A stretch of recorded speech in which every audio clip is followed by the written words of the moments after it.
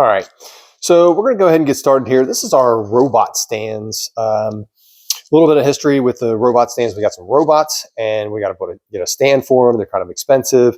So what I ended up doing is designing something up, and I designed it up for budget, and I also designed it for the manufacturing capabilities that I have. Happens to be here at my home shop, and I'll give you a brief overview of that one here very shortly. But this is ultimately what we're going to make. We got a couple of these, or this plate, and then of course we have this plate over here. This one is to mount the robot, and this one is to mount the legs.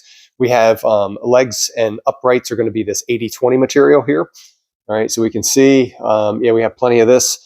It's the 15 series, and then of course there's the double 15 series there, which is actually about 3 inches. We have our aluminum blanks over here, and I'm going to get ready, and I'm going to show you a little bit about preparing those. And then of course, once I get done preparing those, then we're going to come over here to the milling machine, okay? And we are going to put them in here into our vise. Now, a couple things about that. This vise is actually really nice. It's the Curt. It's a little bit oversized, but you'll notice that there's like a separate jaw here, but I don't have one over here. In this case, for the 8-inch material that I'm using, it won't fit in there with that hard jaw, so I'm taking it out. I hate doing it.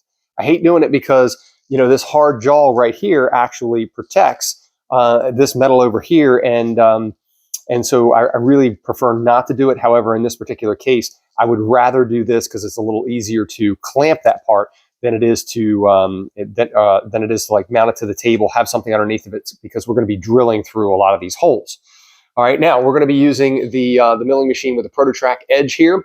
Little old school. It's not new. It's not old, not that old, but it is not new. But I'm going to walk through and with the programming with you in a little bit as far as this goes. And, you know, we can go in the program, we can add a part number, and I'll show you how to do that. I'll do a video specifically on the programming of these parts here.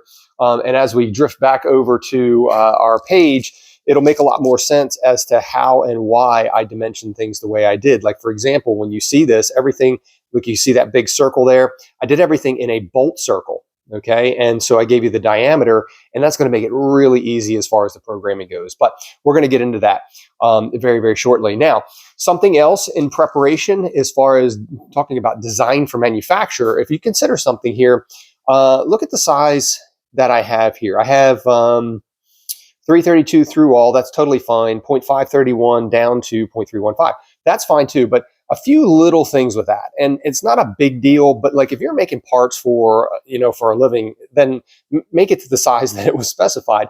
But in my case over here, I actually have all of the bolts that I'm going to be using, okay?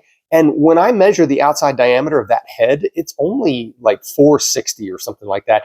And so I don't have a 531 counterbore, so why would I go and break my back to figure out how to make that bigger when I know I have a 1/2-inch tool? So I'm going to go ahead and make it a 1/2-inch diameter, and that's going to be completely fine for what I'm doing as far as my bolts, especially because I have the bolts. It's my design, and I'm ultimately responsible for the function when we go to put this together. Now, right before I get into the next video here, these plates come in and they're actually sawn.